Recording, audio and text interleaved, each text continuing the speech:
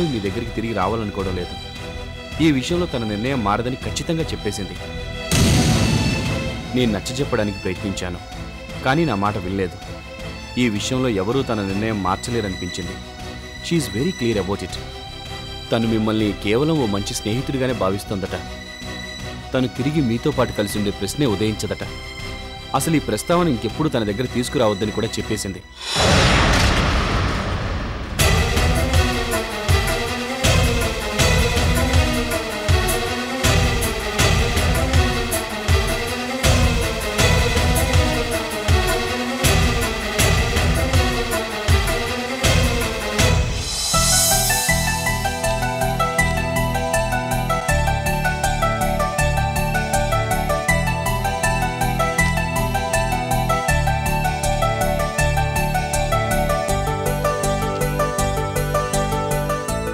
Very good. Profits almost double అయ్యాయి. I'm feeling very happy about it. అందరూ బాగా కష్టపడ్డారు కాబట్టే ఇలా జరిగింది. ఈ సంవత్సరం బోనస్ని డబుల్ చేసిద్దాం. ఆ రకంగా స్టేట్మెంట్ ప్రిపేర్ చేసి నా దగ్గరికి తీసుకురా. Okay sir.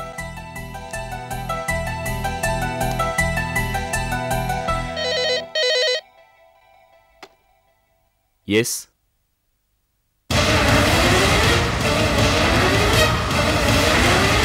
వాట్? అలాగా? ఎప్పుడు జరిగింది? ఐసి, నేను ఇప్పుడే బయలుదేరి వెళ్తాను.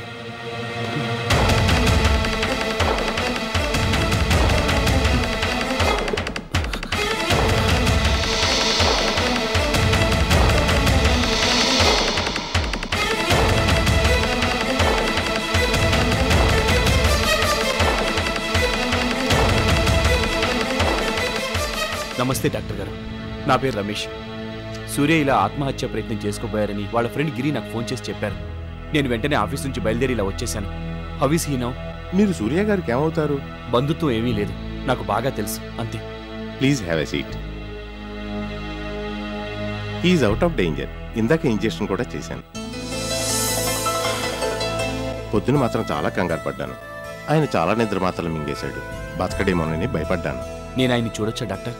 సాయంకాలానికి మెలకు రావచ్చు. You may go and see him there. Okay doctor.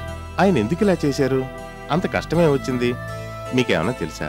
ఆయన భార్యకు దూరమై చాలా నిరాశ నిస్పృహల్లో ఉన్నారు. కాకపోతే ఇలాంటి ప్రయత్నం చేస్తారని నేను ఊహించలేదు. ఎనీవే, ఈసారికి బయటపడ్డట్టే. కాకపోతే ఆయన మళ్ళీ ఇంకెప్పుడు ఇలాంటి ప్రయత్నం చేయకుండా మీరు కొంచెం గట్టిగా చెప్పండి. డాక్టర్గా నేను చెప్పాల్సింది ఎలాగో చెప్తాను. తప్పకుండా డాక్టర్. నాకు చిన్న పని ఉంది, బయటికి వెళ్ళాలి. ఈవినింగ్ వరకు మీరు హాస్పిటల్లోనే వెయిట్ చేస్తారా? Yes doctor.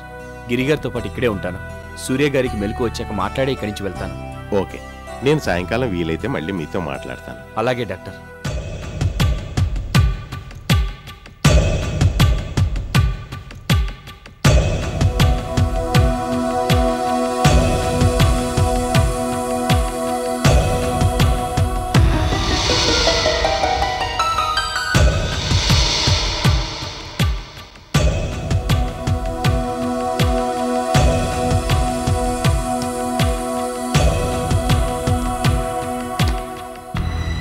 ఆయనకి ఇప్పుడే మెలకు వచ్చింది, మీరు వెళ్ళి మాట్లాడొచ్చు.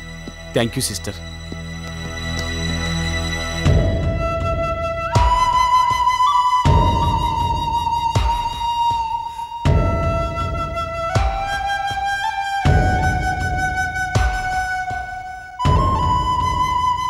సూర్య గారు,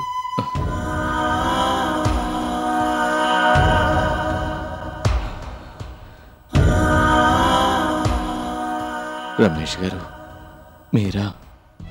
అవును నేనే. ఏంటిది? ఎందుకు ఇలా చేశారు? నేను ఆ రోజు మీకు చెప్పాను కదా, మాధవిని మర్చిపోయి కొత్త జీవితం గురించి ఆలోచించమని. ఇలా చేస్తే ఎలాగూ? విషయం వినగానే నేను ఎంత కంగారు పడ్డానో తెలుసా? మీరు ఇలా చేయడం మూలంగా మమ్మల్ని అందరినీ విపరీతంగా బాధ పెట్టిన వాళ్ళు అవుతారు. ఆత్మహత్యతో మీరు సాధించేదేమిటి? మీరింత పిరికితనంతో ఆలోచిస్తారని నేను అనుకోలేదు. మాధవి మీతో కలిసి ఉండాలని చెప్పినంత మాత్రాన మీరు మీ బతుకుని అంతం చేసుకోవాలనుకుంటే ఎలాగూ? ఎవరి కోసం ఎవరి జీవితం ఆగిపోదు. తన నిర్ణయం తనదే. You have to respect her opinion and forget about her. మర్చిపోవడానికి కొంత సమయం పడుతుంది, నేను కాదన్నా. అదంత తేలిక కాదని నాకు తెలుసు. కానీ ఇప్పుడు మీరున్న పరిస్థితుల్లో అంతకు మించి ఇంకేం చేయగలరు? మీరు తెలివిగల వాళ్ళు, ధైర్యస్తులు అనుకున్నాను, కానీ ఇలా ఆలోచిస్తారని కల్లో కూడా అనుకోలేదు. ఈ విషయం వింటే మాధవి కూడా చాలా బాధపడుతుంది. మీరు బతుకుతూ మీతో పాటు మరో 10 మందిని బతికించాలనుకోవాలి, కానీ ఇలా ఆలోచిస్తే ఎలాగూ?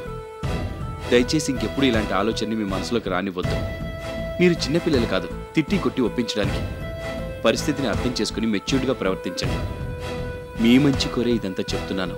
నేనెంతో ట్రై చేశాను, కానీ మాధవి లేని జీవితాన్ని ఊహించుకోలేకపోయాను. తను నన్ను కాదనుకున్నాక ఇక బతకడం వేస్ట్ అనిపించింది. అందుకే ఇలా చేశాను.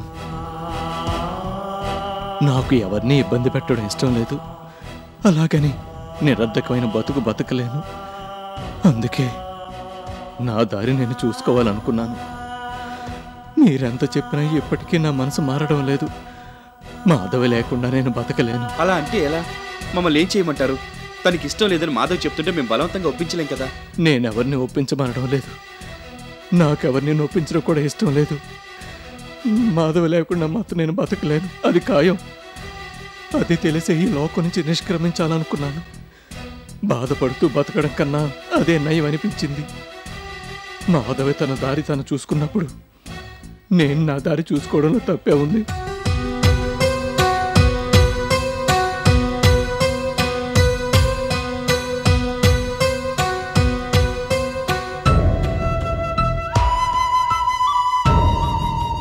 ఓకే, మీ బాధ చూడలేకపోతున్నాను. ఏదో ఒకటి చేసి మాధవికి నచ్చ చెప్తాను. But please give me some time. నాకు చేతనైంది నేను తప్పకుండా చేస్తాను. మీరు మాత్రం తొందరపడి ఇలాంటి నిర్ణయం ఇంకెప్పుడు తీసుకోవద్దు. మీరు నాకు ఆ మాట ఇవ్వాలి. ఏంటి మాట్లాడరు? మాధవి లేకపోతే మీ పరిస్థితి ఇలా అవుతుందని నేను ఊహించుకోలేదు. తన కోసం ప్రాణాలే వదులుకుంటారనుకోలేదు. మీ పరిస్థితి చూశాక నేను మీతో ఏం చెప్పలేకపోతున్నాను. మాధవికి నచ్చ చెప్పడానికి ప్రయత్నిస్తాను. But give me some time. నేను ఎలాగైనా తనను ఒప్పించి మీ కోరిక నెరవేరేలా చూస్తాను. Thank you very much. మీ మేలు నేను ఎప్పటికీ మర్చిపోలేను. ఈలోగా మీరు ఇలాంటి ప్రయత్నాలు మాత్రం చేయకూడదు. అలా అని మాట ఇవ్వమంటున్నాను కదా. అలాగే, మీరు మాధవను ఒప్పించేంత వరకు నేనే ఆఘాయిత్యం చేసుకోను. మీకు ఆ హామీ ఇస్తున్నాను.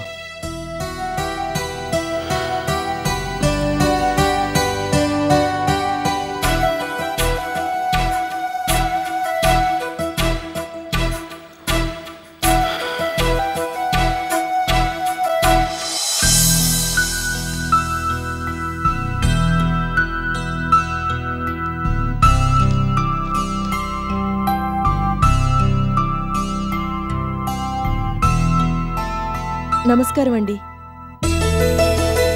మీరా? నేనే. రమేష్ గారి గురించి మీతో మాట్లాడదామని ఇలా వచ్చాను. May I have a seat?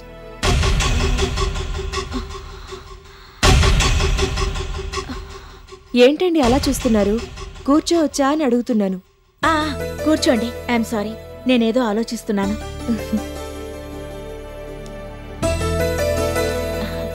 చెప్పండి, ఏం తీసుకుంటారు? కాఫీ తెప్పించనా? నాకు అవేం వద్దు. రమేష్ గారి సంగతి చెప్పండి, అంతే. ఇఫ్ యూ డోంట్ మైండ్, మనం అలా పక్కనున్న బోర్డ్ రూమ్ లోపలికి వెళ్ళి మాట్లాడుకుందాం. అక్కడైతే ఎవరూ ఉండరు. అలాగే, మీ ఇష్టం.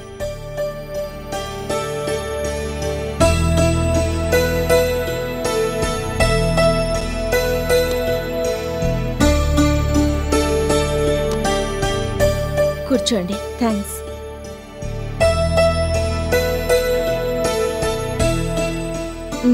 చెప్పండి. అదే, ఎలా చెప్పాలా అని ఆలోచిస్తున్నాను. అదేంటి? పోనీ కాయో పండు ఒక్క మాటలో చెప్పండి. అలా చెప్పలేకే కదా ఈ అవస్థ. అంటే రమేష్ గారు ఒప్పుకోలేదా? మీరు ఆయన గురించి మర్చిపోవడం మంచిదే. ఆయన ఈ విషయంలో గట్టి నిర్ణయమే తీసుకున్నారు. ఆయన మెంటాలిటీకి మీ మెంటాలిటీకి సరిపోదని ఆయన ఖచ్చితంగా చెప్పేశారు. బాగా ఆలోచించే మీతో పెళ్లి వద్దనుకున్నట్టున్నారు. ఆయనకు అసలు ఆ టాపిక్ గురించి ఎక్కువ మాట్లాడడం కూడా ఇష్టం లేదు. ఆయనకి మీరు నచ్చ చెప్పే పని కదా. ఎలా నచ్చ చెప్పగలను? అసలే ఇది పర్సనల్ మ్యాటర్. ఆయనతో దీని గురించి మాట్లాడడానికే నేను చాలా ఇబ్బంది పడ్డాను. సారికకి నాకు పడదని ఆయన స్పష్టం చేశాక ఎవరు మాత్రం ఏం చేయగలరు చెప్పండి? మా ఇద్దరికి వయసులో చాలా తేడా ఉందని ఆయన ఫీల్ అవుతున్నట్టున్నారు. వయసు కన్నా కూడా ఆయన మనసు గురించే ఎక్కువ ఆలోచిస్తున్నారు. ఈ పెళ్లి జరిగితే ఇద్దరం బాధపడాల్సి వస్తుందని నాతో స్పష్టంగా చెప్పారు. ఆయన ఈ విషయంలో తన నిర్ణయం మార్చుకోరని నాకు అర్థమైంది. అందుకే ఆ తర్వాత దీని గురించి ఆయన ఇబ్బంది పెట్టలేదు. నేనే మీ ఇంటికొచ్చి ఈ విషయం చెప్దామనుకుంటున్నాను. ఇంతలో మీరే వచ్చారు. ఆయనకి మీరంటే చాలా అభిమానం, మీ మాటంటే చాలా విలువ అని నేను అనుకున్నాను. ఆయనకి డెఫినెట్గా నేనంటే అభిమానమే. అలాగని చెప్పి ఆయన మీద నేను నా అభిప్రాయాన్ని రుద్దలేను కదా. ఆయనకిష్టం లేని పనులు ఆయన చేత ఎలా చేయించగలను చెప్పండి. పైగా ఇలాంటి పర్సనల్ విషయాల్లో ఎక్కువ చనువు తీసుకోవడం ఎవరికీ మంచిది కాదు. ఆయన మనసు మార్చాలనే నేను చూశాను. అది మారదని అర్థమయ్యాక నా ప్రయత్నం మానుకున్నాను. But I did my best. ఈ పరిస్థితుల్లో ఇంతకన్నా ఎవరూ ఏమీ చేయలేరు. మీరు రమేష్ గారి గురించి మర్చిపోండి. ఆయన కోరుకుంటున్నట్టు మీ మెంటాలిటీకి దగ్గరగా ఉండే మరో వ్యక్తిని చూసి పెళ్లి చేసుకోండి. మీరు పూనుకుంటే పని అయిపోతుందనుకున్నాను. ఎలాగైనా ఆయనకి నచ్చ చెప్తారనుకున్నాను. మీరే ఇలా చేతులు ఎత్తేస్తారనుకోలేదు. ఏం చేయను, నా ప్రయత్నం నేను చేశాను. ఇంతకన్నా ఎవరు మాత్రం ఏం చేయగలరు?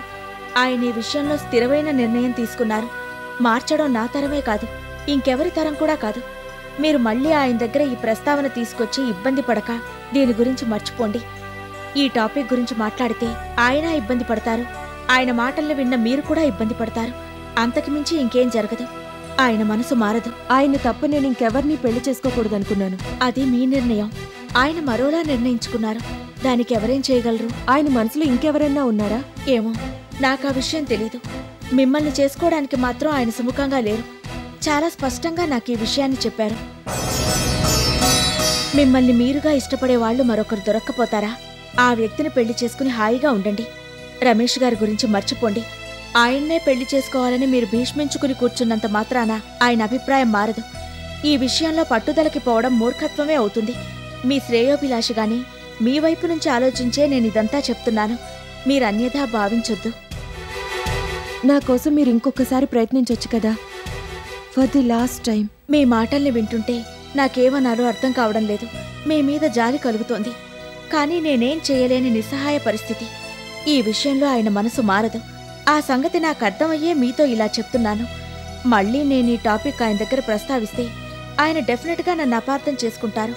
ఇప్పటిదాకా నేను ఆయన దగ్గర సంపాదించుకున్న అభిమానమంతా పోగొట్టుకున్న దాన్నవుతాను. మీరు దయచేసి నా పరిస్థితి అర్థం చేసుకోండి.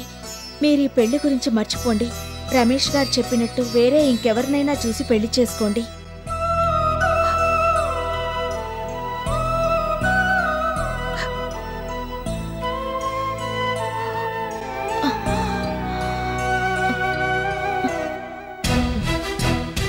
ఈ విషయం గురించి ఆఖరిసారిగా నేనే ఆయనతో డైరెక్ట్గా మాట్లాడతాను. మీ ఇష్టం. నేను మాత్రం అలా చెయ్యొద్దనే చెప్తాను. ఎందుకంటే ఈ విషయంలో ఆయన ఖచ్చితమైన నిర్ణయం తీసుకున్నారు. మరోసారి ఆయన మాటలు విని మీరు బాధపడటం కన్నా వేరే జరిగేదే ఉండదు. మీరిక దీని గురించి ఆయన దగ్గర ప్రస్తావించకుండా ఉండటమే మంచిది. బాగా ఆలోచించి మీ వెల్ విషర్గానే ఇదంతా చెప్తున్నాను. Please try to understand the situation. మీరిక ఈ ప్రస్తావన ఆయన దగ్గర తీసుకురాకపోవడమే మీకు ఆయనకి మంచిది. ఆయన మనసులో మాట తెలుసుకున్నారు కాబట్టి మీరు మీ నిర్ణయం మార్చుకుంటే చూసేవాళ్లకి హుందాగా ఉంటుంది. మీరు నాకన్నా వయసులో చిన్నవారు కాబట్టి కొంచెం చనువు తీసుకుని ఇలా సలహా ఇస్తున్నాను. ప్లీజ్ డోంట్ మిస్అండర్స్టాండ్ మీ. అలాంటిదేం లేదులేండి. మీ నాన్నగారితో వెంటనే ఈ విషయం గురించి చెప్పండి. రమేష్ గారి నిర్ణయం గురించి ఆయనకు ముందే తెలుసు. మీకు ఇంకో మంచి సంబంధం వెతికి పెడతారు. నేనా పని వెంటనే చేయలేను. రమేష్ గారిని మర్చిపోవడానికి కొంత సమయం పడుతుంది. I need some time. Anyway, I wish you all the best. Thanks.